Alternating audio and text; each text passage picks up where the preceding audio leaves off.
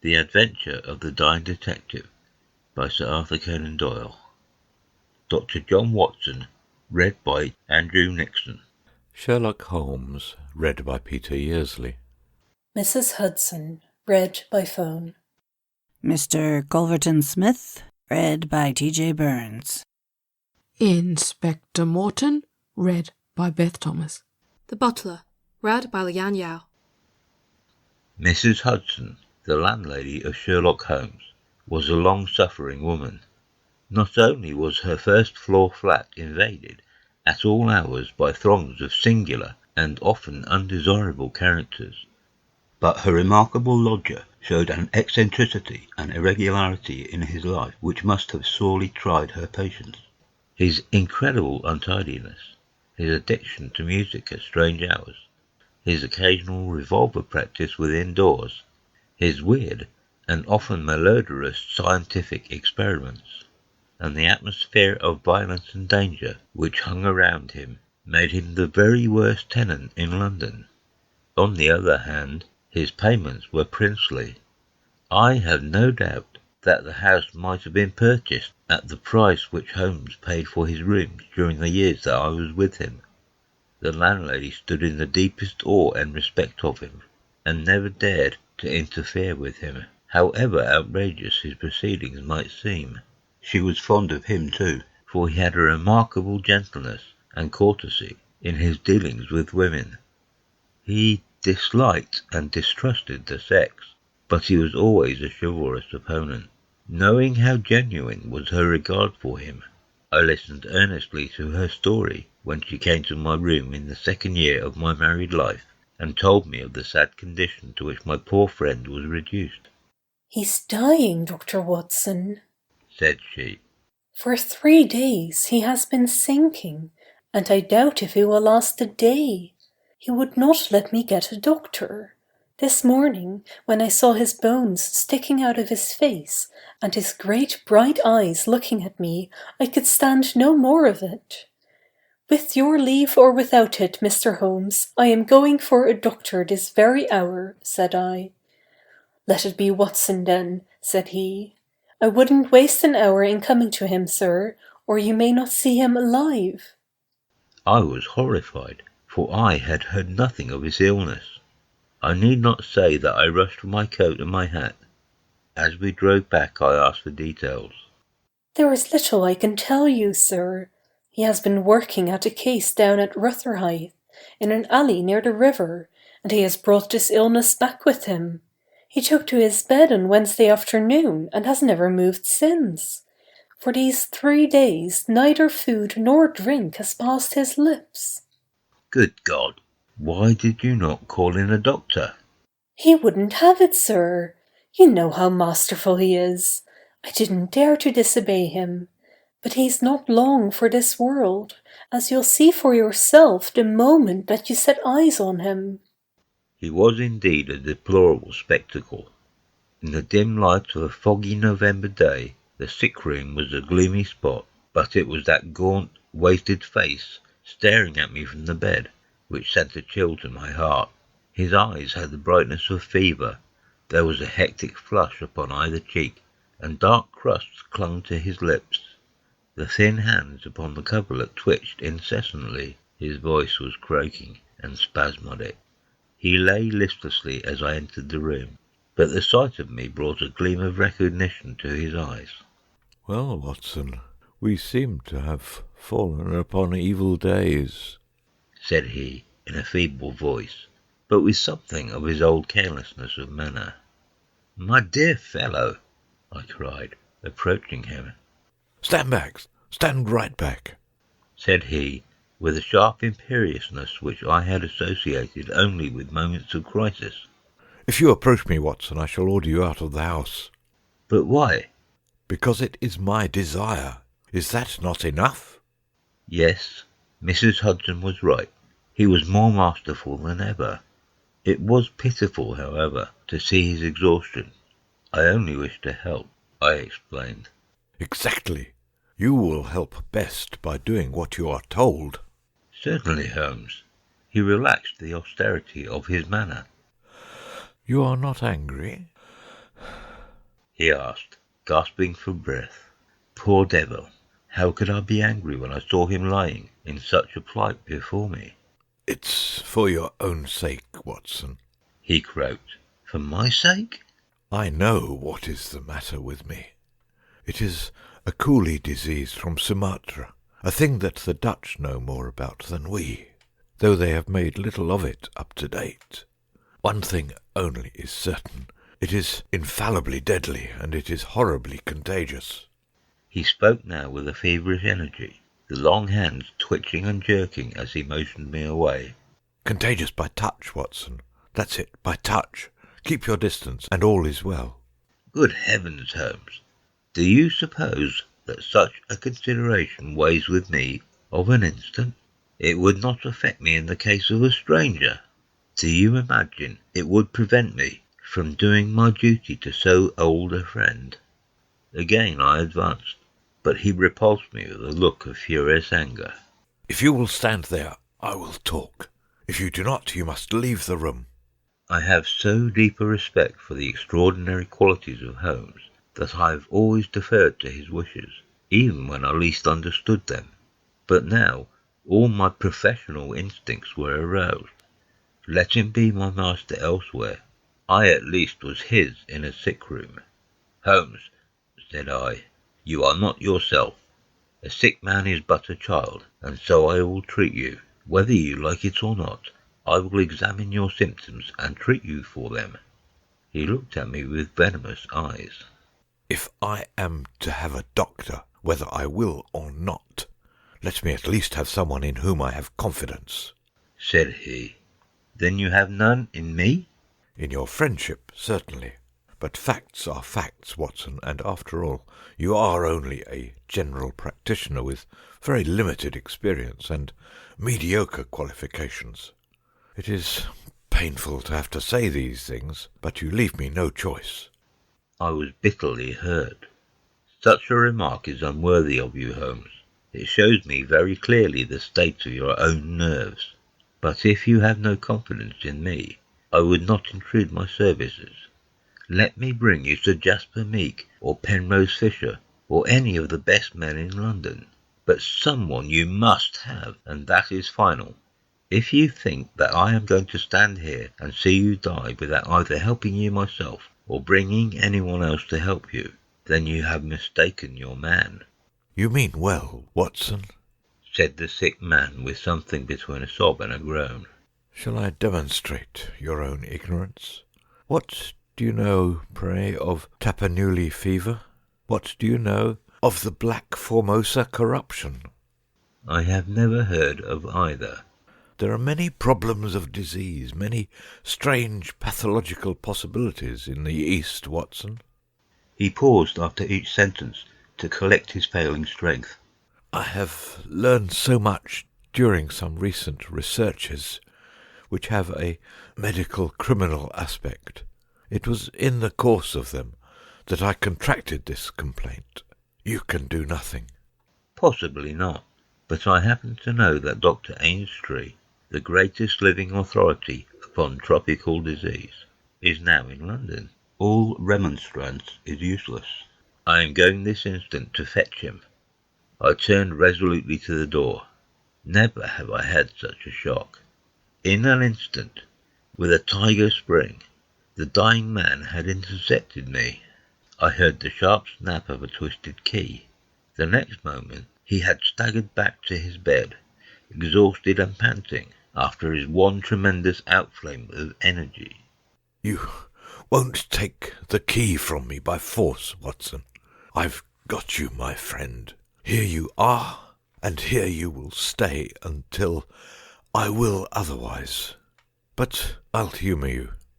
All this in little gasps, with terrible struggles for breath between. You've only my own good at heart. Of course, I know that very well. You shall have your way, but give me time to get my strength. Not now, Watson, not now. It's 4 o'clock. At 6 you can go. This is insanity, Holmes. Only 2 hours, Watson. I promise you will go at 6. Are you content to wait? I seemed to have no choice. None in the world, Watson. Thank you. I need no help in arranging the clothes.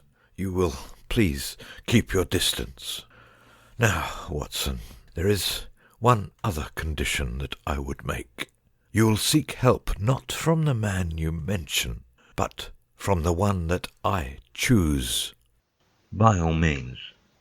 The first 3 sensible words that you have uttered since you entered this room, Watson. You will find some books over there. I am somewhat exhausted. I wonder how a battery feels when it pours electricity into a non-conductor. At 6, Watson, we resume our conversation. But it was destined to be resumed long before that hour, and in circumstances which gave me a shock hardly second to that caused by his spring to the door. I had stood for some minutes looking at the silent figure in the bed. His face was almost covered by clothes, and he appeared to be asleep. Then, unable to settle down to reading, I walked slowly round the room, examining the pictures of celebrated criminals with which every wall was adorned. Finally, in my aimless perambulation, I came to the mantelpiece. A litter of pipes, tobacco pouches, syringes, penknives, revolver cartridges, and other debris was scattered over it. In the midst of these was a small black and white ivory box with a sliding lid.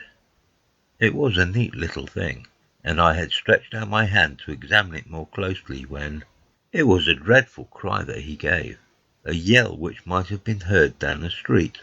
My skin went cold and my hair bristled at that horrible scream. As I turned, I caught a glimpse of a convulsed face and frantic eyes. I stood paralyzed, with the little box in my hand. Put it down! Down this instant, Watson! This instant, I say! His head sank back upon the pillow, and he gave a deep sigh of relief as I replaced the box upon the mantelpiece. I hate to have my things touched, Watson. You know that I hate it. You fidget me beyond endurance. You, a doctor, you are enough to drive a patient into an asylum. Sit down, man, and let me have my rest. The incident left a most unpleasant impression upon my mind. The violent and causeless excitement, followed by this brutality of speech, so far removed from his usual suavity, showed me how deep was the disorganization of his mind. Of all ruins, that of a noble mind is the most deplorable. I sat in silent dejection until the stipulated time had passed. He seemed to have been watching the clock as well as I, for it was hardly 6 before he began to talk with the same feverish animation as before. Now, Watson, said he. Have you any change in your pocket? Yes. Any silver? A good deal. How many half-crowns? I have 5.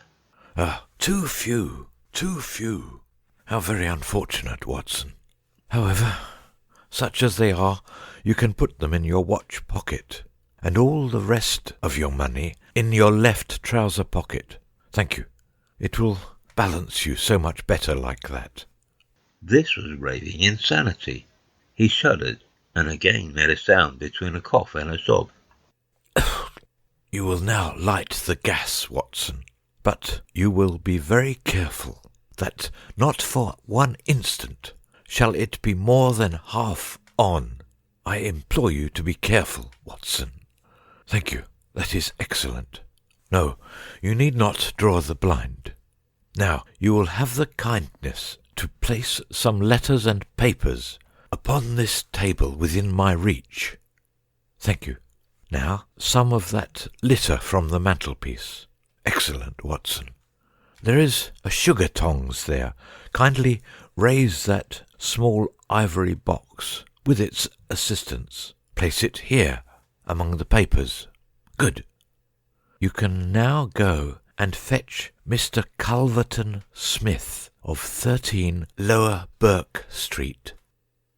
To tell the truth, my desire to fetch a doctor had somewhat weakened, for poor Holmes was so obviously delirious that it seemed dangerous to leave him. However, he was as eager now to consult the person named as he had been obstinate in refusing. "I never heard the name," said I. "Possibly not, my good Watson. It may surprise you to know that the man upon earth who is best versed in this disease is not a medical man, but a planter. Mr. Culverton-Smith is a well-known resident of Sumatra, now visiting London. An outbreak of the disease upon his plantation, which was distant from medical aid, caused him to study it himself, with some far-reaching consequences. He is a very methodical person, and I did not desire you to start before 6, because I was well aware that you would not find him in his study. If you could persuade him to come here and give us the benefit of his unique experience of this disease, the investigation of which has been his dearest hobby, I cannot doubt that he could help me." I gave Holmes's remarks as a consecutive whole, and I will not attempt to indicate how they were interrupted by gaspings for breath and those clutchings of his hands which indicated the pain from which he was suffering. His appearance had changed for the worse during the few hours that I had been with him. Those hectic spots were more pronounced. The eyes shone more brightly out of darker hollows, and a cold sweat glimmered upon his brow. He still retained, however, the jaunty gallantry of his speech. To the last gasp he would always be the master. "You will tell him exactly how you have left me," said he. "You will convey the very impression which is in your own mind, a dying man, a dying and delirious man. Indeed, I cannot think why the whole bed of the ocean is not one solid mass of oysters. So prolific the creatures seem. Ah, I am wondering. Strange how the brain controls the brain. What was I saying, Watson?" "My directions for Mr. Culverton-Smith." "Ah, yes, I remember. My life depends upon it. Plead with him, Watson. There is no good feeling between us. His nephew, Watson, I had suspicion of foul play, and I allowed him to see it. The boy died horribly. He has a grudge against me. You will soften him, Watson. Beg him, pray him, get him here by any means. He can save me, only he." "I will bring him in a cab, if I have to carry him down to it." "You will do nothing of the sort. You will persuade him to come, and then you will return in front of him. Make any excuse so as not to come with him. Don't forget, Watson, you won't fail me. You never did fail me. No doubt there are natural enemies which limit the increase of the creatures. You and I, Watson, we have done our part. Shall the world then be overrun by oysters? No, no, horrible. You'll convey all that is in your mind." I left him full in the image of this magnificent intellect, babbling like a foolish child. He had handed me the key, and with a happy thought I took it with me, lest he should lock himself in. Mrs. Hudson was waiting, trembling and weeping, in the passage. Behind me, as I passed from the flat, I heard Holmes's high, thin voice in some delirious chant. Below, as I stood whistling for a cab, a man came on me through the fog. "How is Mr. Holmes, sir?" he asked. It was an old acquaintance, Inspector Morton of Scotland Yard, dressed in unofficial tweeds. "He is very ill," I answered. He looked at me in a most singular fashion. Had it not been too fiendish, I could have imagined that the gleam of the fanlight showed exultation in his face. "I heard some rumour of it," said he. The cab had driven up, and I left him. Lower Burke Street proved to be a line of fine houses, lying in the vague borderland between Notting Hill and Kensington. The particular one at which my cabman pulled up had an air of smug and demure respectability in its old-fashioned iron railings, its massive folding door, and its shining brasswork. All was in keeping with the solemn butler who appeared framed in the pink radiance of a tinted electrical light behind him. Yes, Mr. Culverton-Smith is in, Dr. Watson. Very good, sir. I will take up your card. My humble name and title did not appear to impress Mr. Culverton-Smith. Through the half-open door I heard a high, petulant, penetrating voice. Who is this person? What does he want? Dear me, Staples, how often have I said that I am not to be disturbed in my hours of study? There came a gentle flow of soothing explanation from the butler. Well, I won't see him, Staples. I can't have my work interrupted like this. I am not at home. Say so. Tell him to come in the morning if he really must see me. Again the gentle murmur. Well, well, give him that message. He can come in the morning, or he can stay away. My work must not be hindered. I thought of Holmes tossing upon his bed of sickness and counting the minutes, perhaps, until I could bring help to him. It was not a time to stand upon ceremony. His life depended upon my promptness. Before the apologetic butler had delivered his message, I had pushed past him and was in the room. With a shrill cry of anger, a man rose from a reclining chair beside the fire. I saw a great yellow face, coarse-grained and greasy, with heavy double chin, and two sullen, menacing grey eyes, which glared at me from under tufted and sandy brows. A high, bald head had a small velvet smoking cap poised coquettishly upon one side of its pink curve. The skull was of enormous capacity, and yet as I looked down, I saw to my amazement that the figure of the man was small and frail, twisted in the shoulders and back, like one who had suffered from rickets in his childhood. What's this? He cried in a high, screaming voice. What is the meaning of this intrusion? Didn't I send you word that I would see you tomorrow morning? I am sorry, said I, but the matter cannot be delayed. Mr. Sherlock Holmes. The mention of my friend's name had an extraordinary effect upon the little man. The look of anger passed in an instant from his face. His features became tense and alert. Have you come from Holmes? He asked. I have just left him. What about Holmes? How is he? He is desperately ill. That is why I have come. The man motioned me to a chair and turned to resume his own. As he did so, I caught a glimpse of his face in the mirror over the mantelpiece. I could have sworn that it was set in a malicious and abominable smile. Yet I persuaded myself that it must have been some nervous contraction which I had surprised, for he turned to me an instant later with genuine concern upon his features. I am sorry to hear this, said he. I only know Mr. Holmes through some business dealings which we have had, but I have every respect for his talents and his character. He is an amateur of crime, as I am of disease. For him, the villain. For me, the microbe.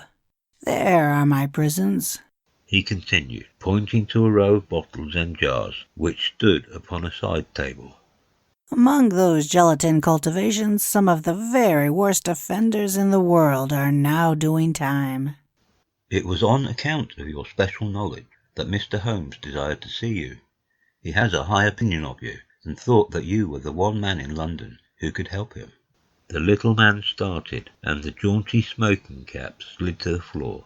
Why? He asked. Why should Mr. Holmes think that I could help him in his trouble? Because of your knowledge of Eastern diseases. But why should he think that the disease which he has contracted is Eastern?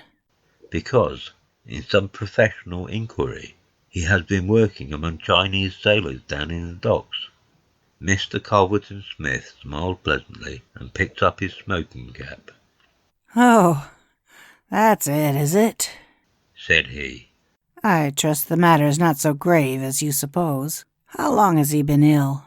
About 3 days. Is he delirious? Occasionally.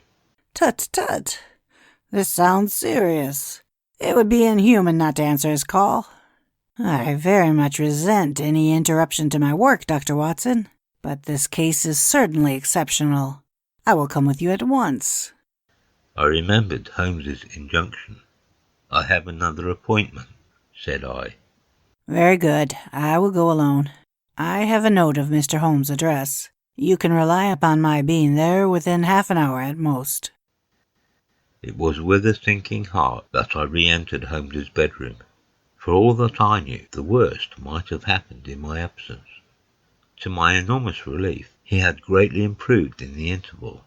His appearance was as ghastly as ever, but all trace of delirium had left him, and he spoke in a feeble voice, it is true, but with even more than his usual crispness and lucidity. "Well, did you see him, Watson?" "Yes, he is coming." "Admirable, Watson, admirable. You are the best of messengers." "He wished to return with me." "That would never do, Watson. That would be obviously impossible. Did he ask what ailed me?" "I told him about the Chinese in the East End." "Exactly. Well, Watson, you have done all that a good friend could. You can now disappear from the scene." "I must wait and hear his opinion, Holmes." "Of course you must. But I have reasons to suppose that this opinion would be very much more frank and valuable if he imagines that we are alone. There is just room behind the head of my bed, Watson."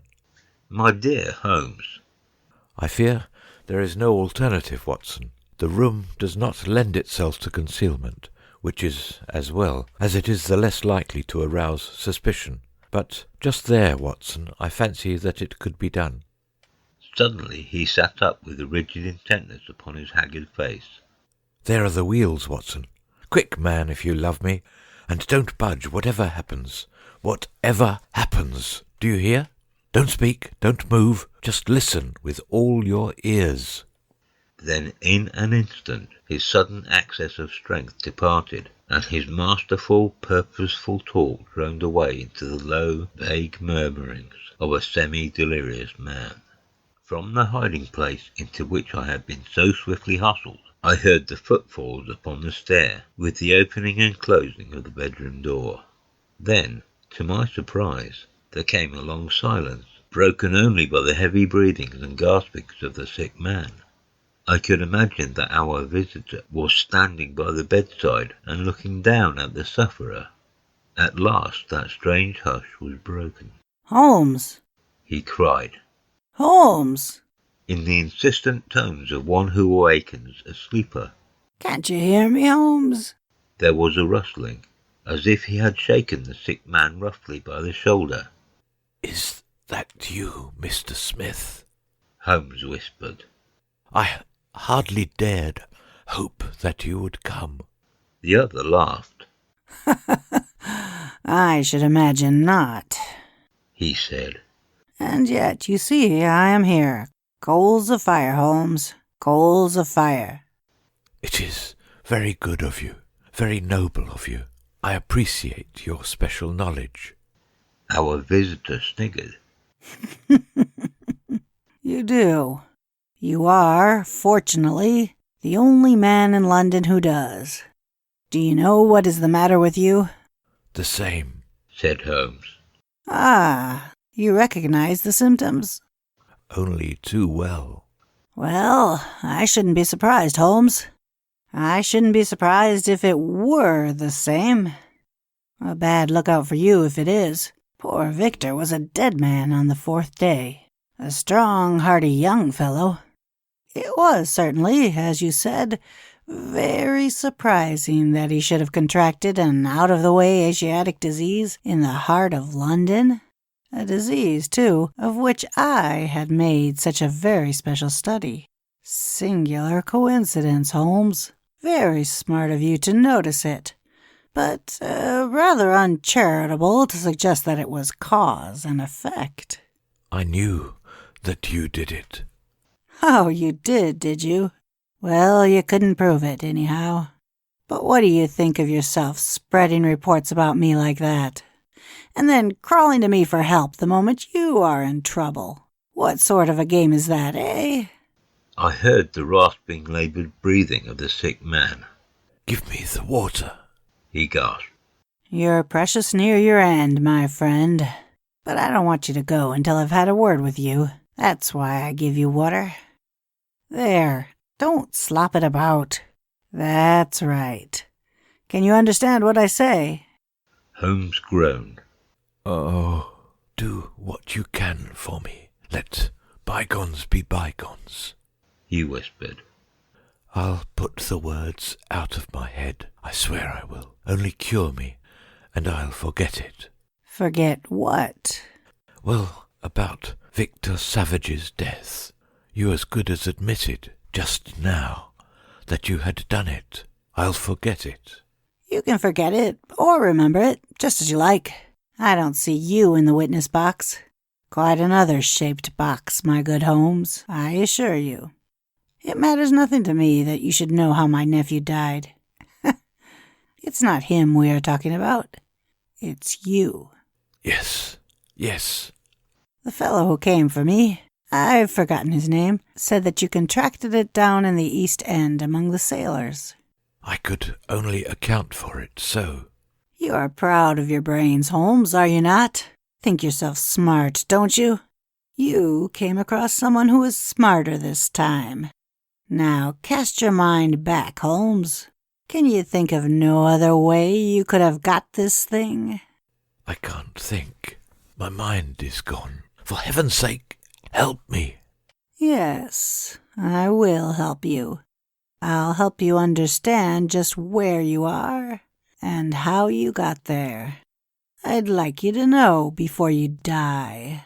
Give me something to ease my pain. Painful, is it? Yes. The coolies used to do some squealing in the end. Takes you as a cramp, I fancy. Yes, it is cramp. Well, you can hear what I say anyhow. Listen now. Can you remember any unusual incident in your life just about the time your symptoms began? No, nothing. Think again. I'm too ill to think. Well, then I'll help you. Did anything come by post? By post? A box, by chance? I'm fainting. I'm gone. Listen, Holmes. There was a sound as if he was shaking the dying man, and it was all that I could do to hold myself quiet in my hiding place. You must hear me. You shall hear me. Do you remember a box, an ivory box? It came on Wednesday. You opened it. Do you remember? Yes, I opened it. There was a sharp spring inside it. Some joke. It was no joke, as you will find to your cost. You fool. You would have it, and you have got it. Who asked you to cross my path? If you had left me alone, I would not have hurt you. I remember. Holmes gasped. The spring. It drew blood. This box. This on the table. The very one, by George. And it may as well leave the room in my pocket. There goes your last shred of evidence. But you have the truth now, Holmes, and you can die with the knowledge that I killed you. You knew too much of the fate of Victor Savage, so I have sent you to share it. You are very near your end, Holmes. I will sit here, and I will watch you die. Holmes' voice had sunk to an almost inaudible whisper. What is that? Said Smith. Turn up the gas. Ah, the shadows begin to fall, do they? Yes, I will turn it up, that I may see you the better. He crossed the room, and the light suddenly brightened. Is there any other little service that I can do you, my friend? A match and a cigarette. I nearly called out in my joy and my amazement. He was speaking in his natural voice, a little weak, perhaps, but the very voice I knew. There was a long pause, and I felt that Culverton-Smith was standing in silent amazement, looking down at his companion. What's the meaning of this? I heard him say at last in a dry, rasping tone. The best way of successfully acting a part is to be it, said Holmes. I give you my word that for 3 days I have tasted neither food nor drink until you were good enough to pour me out that glass of water. But it is the tobacco which I find most irksome. Ah, here are some cigarettes. I heard the striking of a match. That is very much better. Hello, hello, do I hear the step of a friend? There were footfalls outside. The door opened, and Inspector Morton appeared.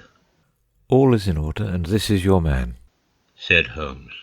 The officer gave the usual cautions. I arrest you on the charge of the murder of one Victor Savage, he concluded. And you might add of the attempted murder of one Sherlock Holmes, remarked my friend with a chuckle.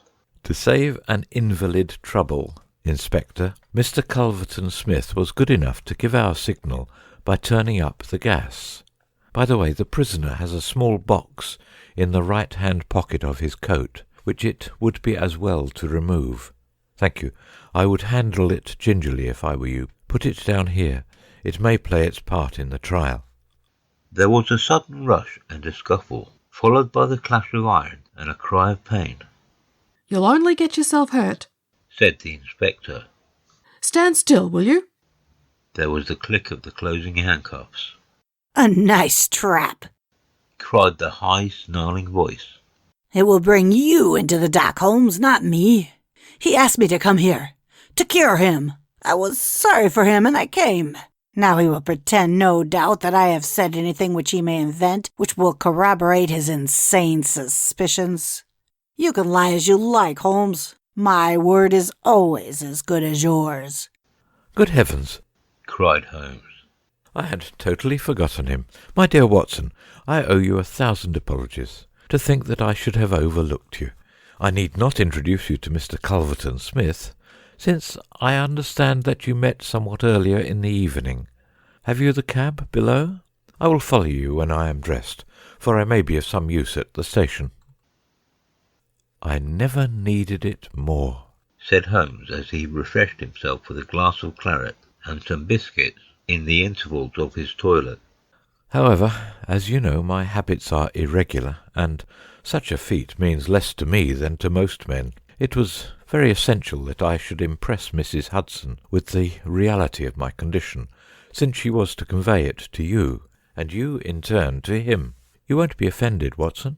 You will realize that among your many talents, dissimulation finds no place, and that if you had shared my secret, you would never have been able to impress Smith with the urgent necessity of his presence, which was the vital point of the whole scheme. Knowing his vindictive nature, I was perfectly certain that he would come to look upon his handiwork. But your appearance, Holmes, your ghastly face.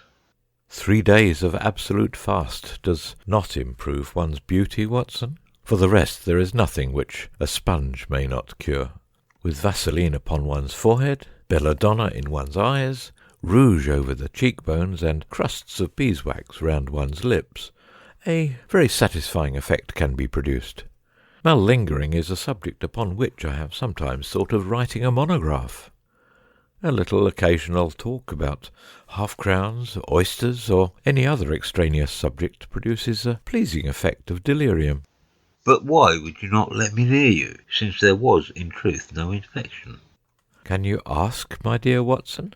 Do you imagine that I have no respect for your medical talents? Could I fancy that your astute judgment would pass a dying man who, however weak, had no rise of pulse or temperature? At 4 yards I could deceive you. If I failed to do so, who would bring my Smith within my grasp? No, Watson, I would not touch that box.